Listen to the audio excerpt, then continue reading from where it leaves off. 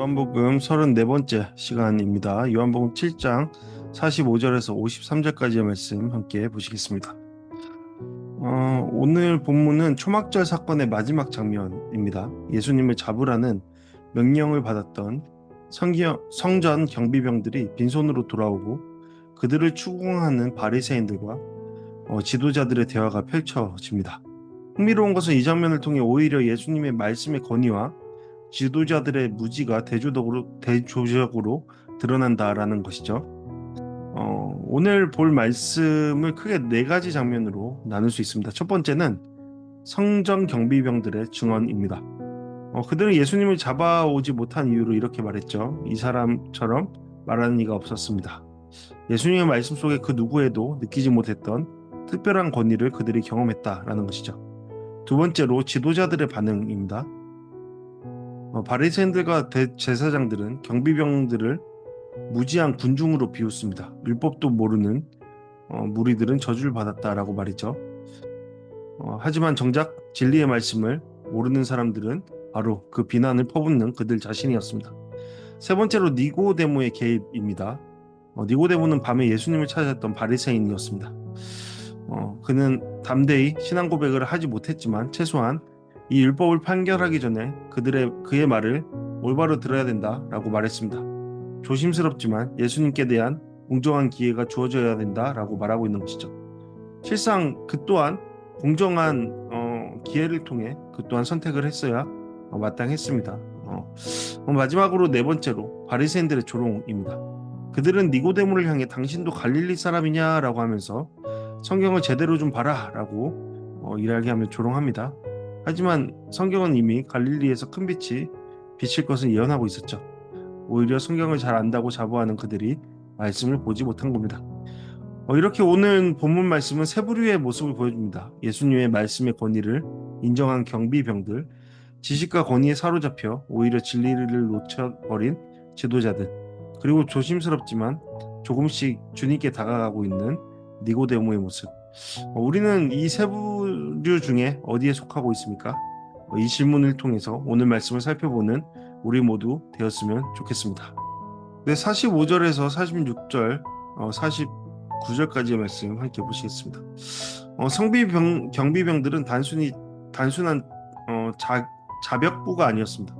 그들은 레위인 중에서도 선발된 사람으로서 성전 질서를 지키고 말씀을 가까이 듣고 배워온 사람들이었습니다. 그러니까 그들에게는 일종의 어떤 분별력이 있었던 것이죠. 네, 저 사람이 지금 사기치려고 저런 이야기를 하는지, 아니면 무지한 상태로 아는 척하는 것인지, 아니면 진짜 하나님의 말씀을 전하는지 그들에게는 분별력이 있었다라는 겁니다.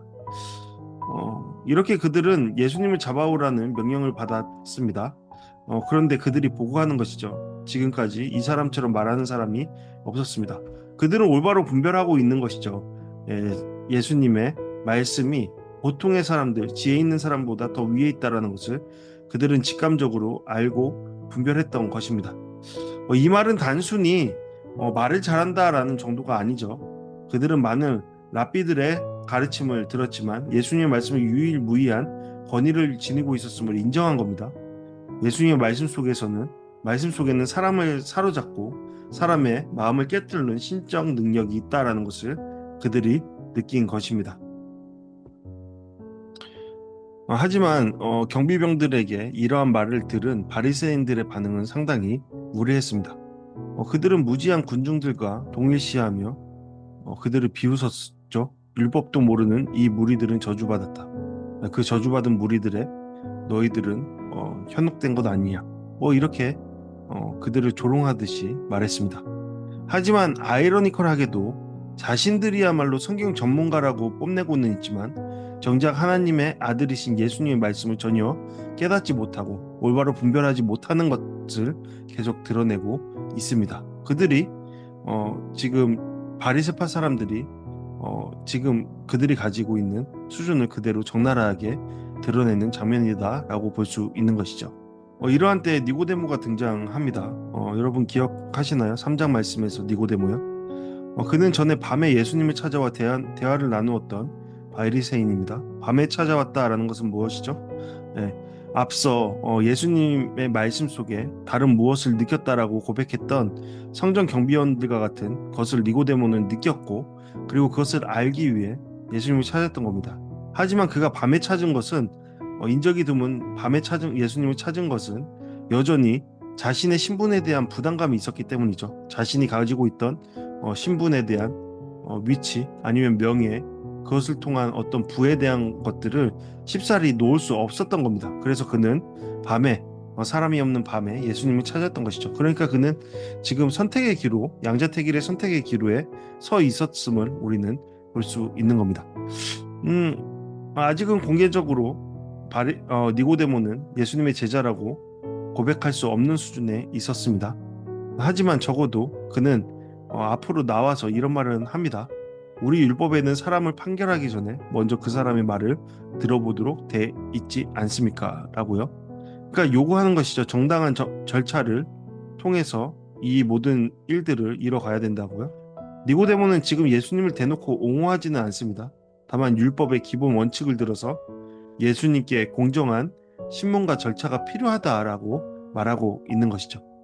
그는 여전히 바리새인의 위치에 있으면서도 점점 예수님 편으로 기울어져 가고 있다라는 것을 보여줍니다.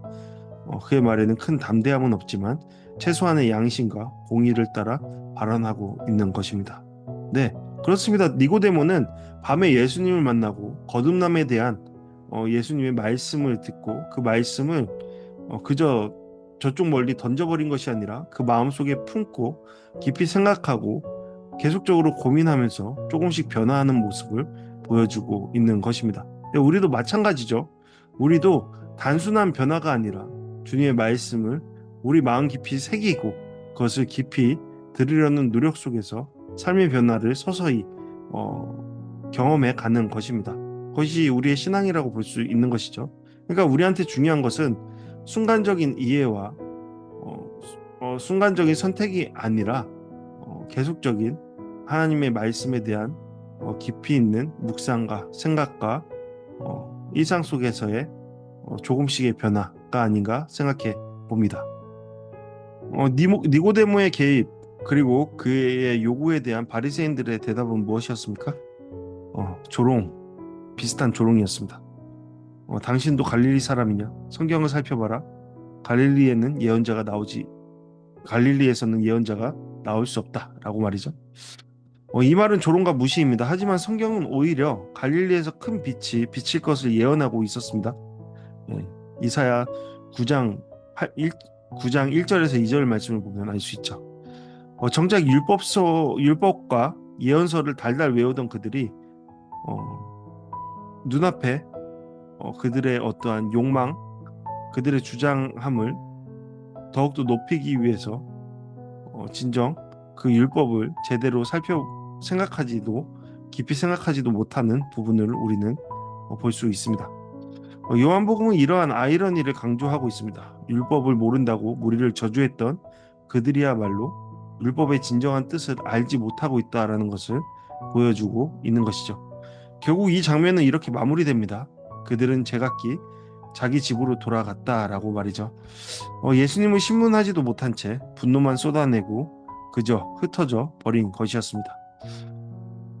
앞서 이제 그 계유에서 이야기했던 것처럼 이 본문은 세 부류의 반응을 이끌어내죠. 경비병들입니다. 예수님의 말씀에 권위 앞에 마음을 열었던 것이죠. 그리고 지도자들입니다. 지식과 권위를 자랑하지만 오히려 무지 속에서 그들이 있었습니다. 혼란 가운데 있었죠. 마지막으로 니고데모이죠. 경비병들과 같이 앞서 예수님의 말씀의 권위 앞에 마음을 열었고 이제는 완전히 드러내지는 않지만 점차 빛을 향해 나아가고 있는 모습입니다. 그렇다면 우리의 자리는 어디입니까? 나는 예수님의 말씀 앞에서 여전히 놀라고 있습니까? 혹은 머리로만 알고 실제로는 순종하지 못하는 지도자들의 길을 걷고 있습니까? 왜곡하면서요? 아니면 아직 머뭇거리지만 조금씩 그 말씀의 의미를 깨달아가며 주님 쪽으로 가까이 나아가는 니고데모의 길을 걸어가고 있습니까? 예수님의 말씀은 단순히 좋은 말씀이 아니죠. 우리의 생명이요 하나님의 권위가 담긴 말씀입니다. 그 말씀 앞에 설 때 우리의 위치가 드러나게 될 것입니다. 그렇다면 우리는 어떤 모습을 취하고 있습니까? 오늘 본문은 예수님의 말씀을 들었을 때 사람들의 반응이 얼마나 달라질 수 있는지를 보여주었죠. 어떤 이는 감히 그분을 잡을 수 없었습니다. 어떤 이는 오히려 분노하고 배척합니다. 또 어떤 이는 조금씩 그러나 확실히 주님께로 나아갑니다. 오늘 우리도 그 선택 앞에 서 있습니다. 예수님의 말씀을 듣고 그 말씀을 따르는 길을 우리는 선택해야 할 것입니다. 시간 다 같이 오늘 말씀을 통해 묵상과 적용하는 시간 갖도록 하겠습니다. 첫 번째로 나는 예수님의 말씀을 여전히 새롭게 듣고 있는가에 대한 생각입니다. 성전 경비병들은 지금까지 이 사람처럼 말하는 사람은 없었다라고 고백합니다. 그렇다면 나는 예수님의 말씀을 여전히 그렇게 새롭게 권위 있게 듣고 있습니까? 말씀을 습관적으로 듣는 것이 아니라 오늘 나에게 주시는 생명의 음성을 듣고 있는지 스스로를 점검해 봐야 할 겁니다. 두 번째로 바리새인들은 율법과 성경을 가장 많이 아는 사람이었지만 정작 예수님의 말씀을 알아듣지 못했습니다. 그렇다면 혹시 나도 말씀을 많이 아는 것에 만족하고 있는 것은 아닙니까? 말씀은 머리로 아는 것에 그치지 않고 삶에서 순종할 때 열매를 맺어가는 것이죠. 그리고 순종을 통해 우리는 더욱더 주님을 알아가는 것이고 주님의 말씀도 더욱더 깊이 이해해 가는 겁니다. 그렇다면 우리는 어떠한 모습을 취하고 있습니까? 마지막으로 세 번째로 니고데모는 아직 조심스러웠지만 그래도 예수님 편에 서려고 했죠. 예.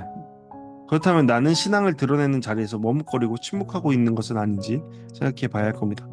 작은 용기로라도 나는 조금씩 예수님을 선택하고 조금씩 변화되는 모습을 취해 가야 할 겁니다.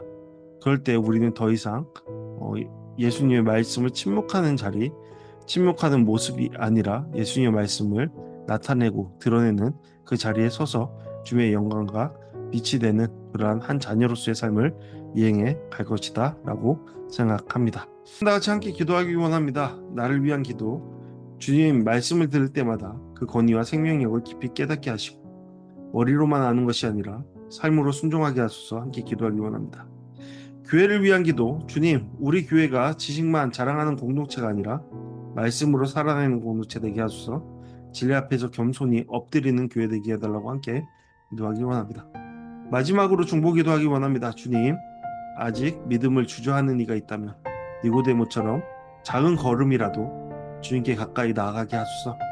그들의 마음을 열어주시고 주님의 말씀을 통해 담대하게 믿음을 고백하게 하소서. 무엇보다 거듭남의 역사를 그 인생 가운데 이뤄달라고 함께 기도하는 우리 모두 되었으면 좋겠습니다. 네, 감사합니다. 다음 시간에 또 뵙도록 하겠습니다.